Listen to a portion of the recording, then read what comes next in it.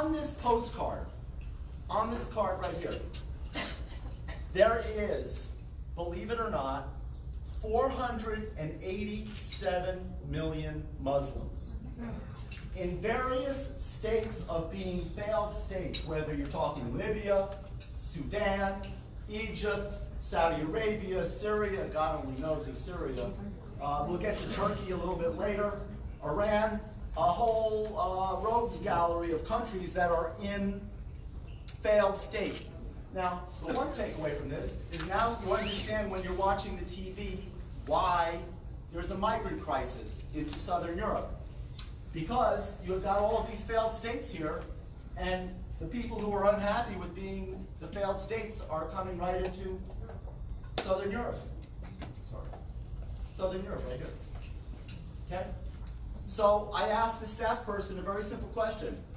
What is the only non-Muslim country between the 487 million Muslims in the various states of being failed states and Islamic states, as you will see in a second, and Greece, the country that we're sworn to defend? And that's Israel. And I asked her a simple question.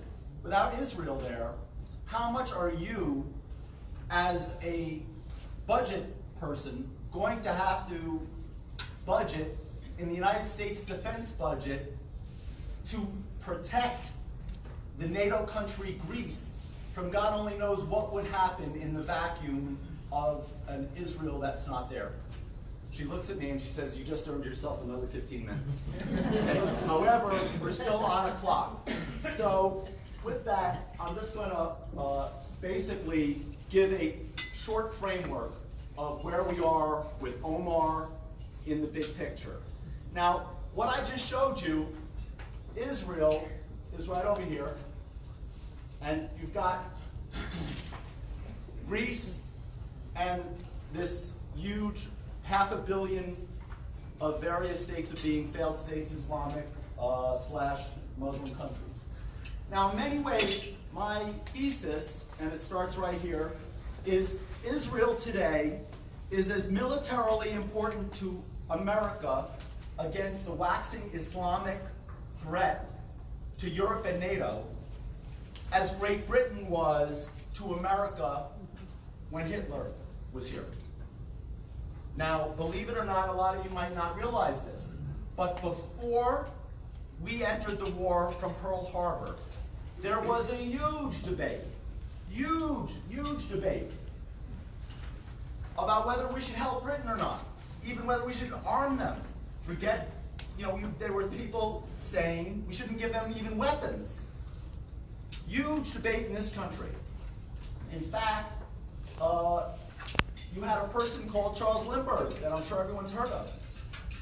He was the leader in many ways of this movement to say, listen, we don't need Great Britain, we don't need, let it go, okay?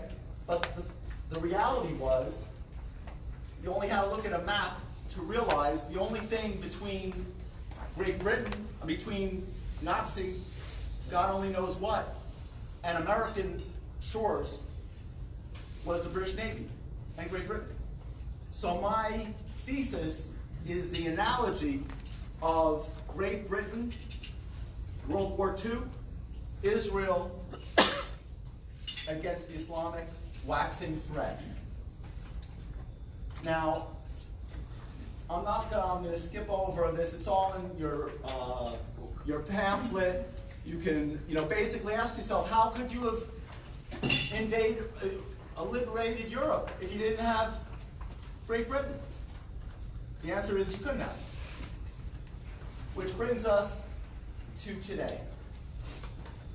Today, you have another person called Representative Omar.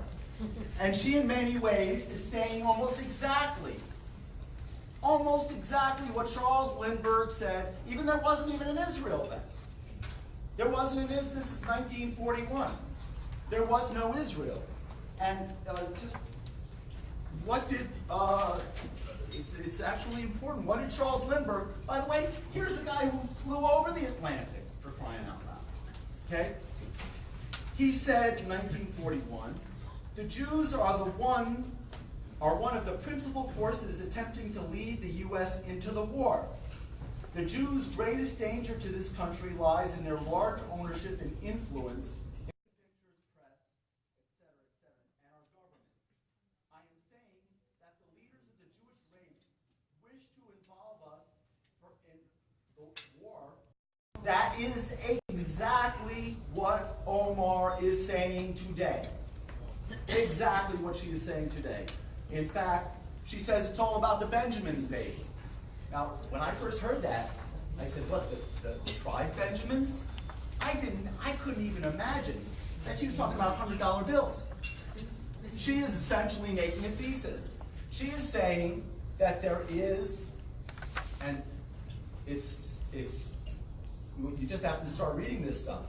Basically, she's saying the Jews are buying off the Congress for a reason that is not American. That is at core what she is saying, okay?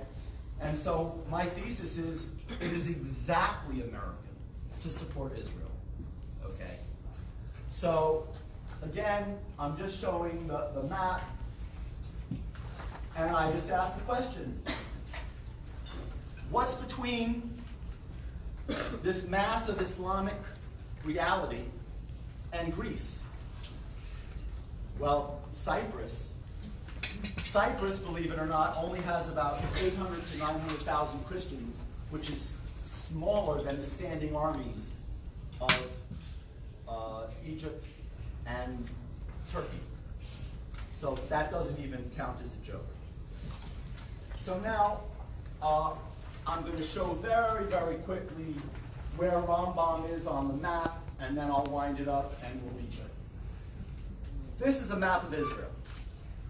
Now, this is sort of how I came to this whole thing, is many years ago, I created this map of Israel, and I started schlepping it around, and it was amazing how people would just ask, they would always ask me the same questions.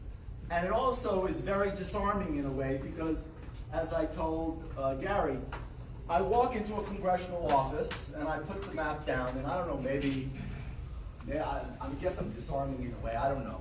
But they always seem to ask me the same, they always look at me and they say the same thing. I put the map down, and they say, they look at me, and they look at the map, and they say, well, okay, I can't tell you how many times this happened. We don't want you to think we're stupid, but where is Israel on this map? Where's the West Bank? What is this? Okay? And it's unbelievable. But the basic concept is, I walk into the New York Times editorial board, and they point to this is the Jordan River right here. Everybody see that? Yes. This is Jordan River, okay? And so this is, I can't tell you how many years ago, the guy points to the West Bank of the Jordan River, and he says to me, you're never going to be able to prove to me that the West Bank's strategically important. Look at that. That's a joke. I said, you're absolutely right. I'm not going to be able to show you that West Bank is strategically important, because that's not West Bank. Okay? The West Bank actually is from this green line all the way, if I can take this off. It's from this green area here, which is the Jordan Valley, all the way to this green line over here. And it really encompasses this mountain range. And Jerusalem is right over in the sort of on the crest line of this mountain range. And so what I do then is I take this little blue patch and I put it over here. And it's basically 10 miles wide times 40 miles up and down. And I say 70% of Israel's Jewish population and 80% of her industrial base is right inside this blue patch. Okay? Now Rambam is up here in the Haifa area. Okay? So now, what is going on with these rockets? What is happening is a very simple thing. Israel retreated from the Gaza Strip, which is right down in this corner over here. And so what happened is, the Palestinians started smuggling these rockets. They started firing them. Now, they fired maybe 15,000 rockets. And so why don't you hear very much about it? The reason is because almost all the air rockets being fired into North Dakota. No criticism of North Dakota. I love North Dakota.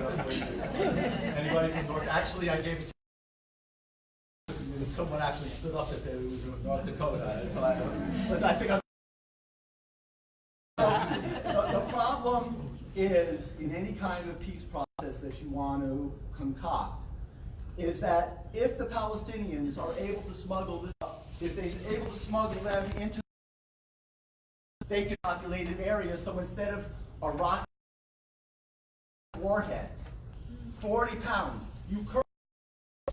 So imagine 40 pounds landing anywhere happening in this area.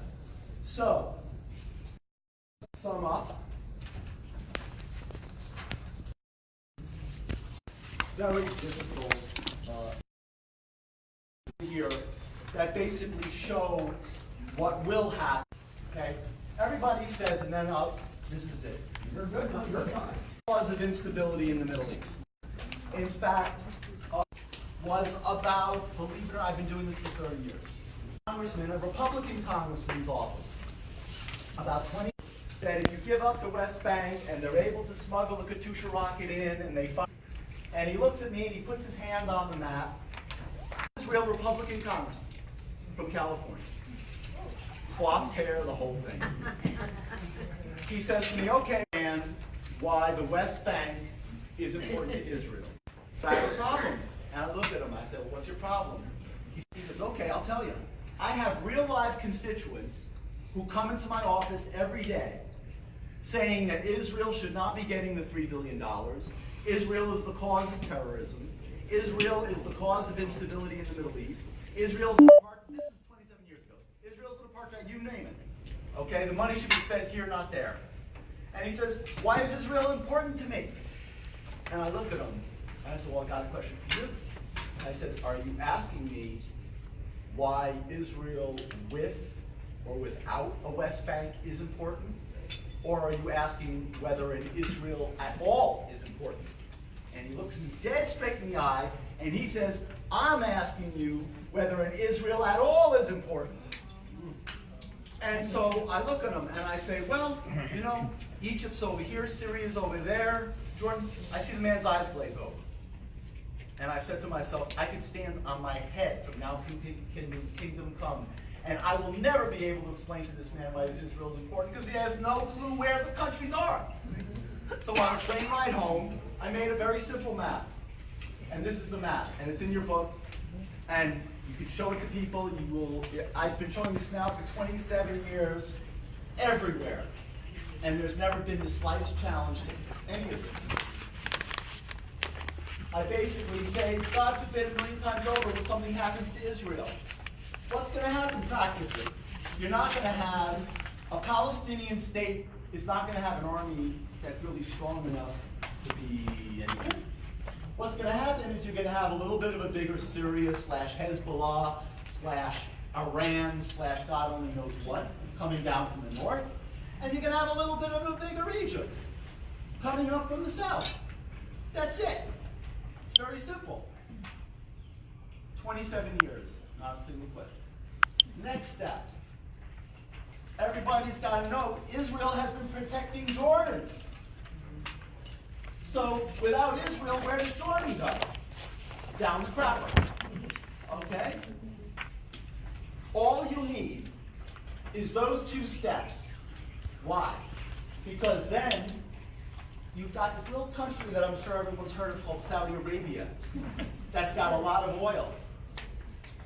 And then all of a sudden you have Egypt that is the poorest country in the Middle East with 100 million mouths to feed, and the strongest conventional army, and control of the Suez Canal over here.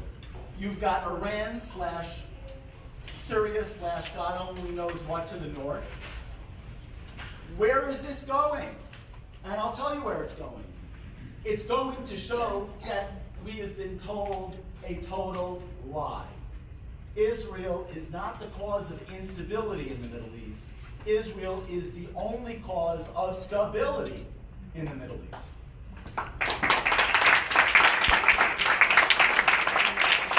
And without Israel there, we are going to have to be sending our American boys and